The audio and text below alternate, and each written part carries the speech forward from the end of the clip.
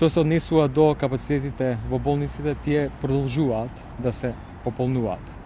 Се уште нема сместено, иако е целосно спремна модуларната болница до инфективната клиника, кадрот е тука спремен, интернистите кои што доаѓаат по системот на ротација, медицинските сестри исто така.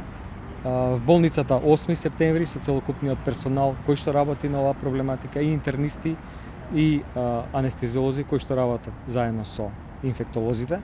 Меѓутоа, веќе се исполни оделенијата инфективни во Струмица, понатаму Куманово, понатаму Штип, почна да се ангажираат капацитетите во болницата во Кочани. Ситуацијата е навистина сериозна.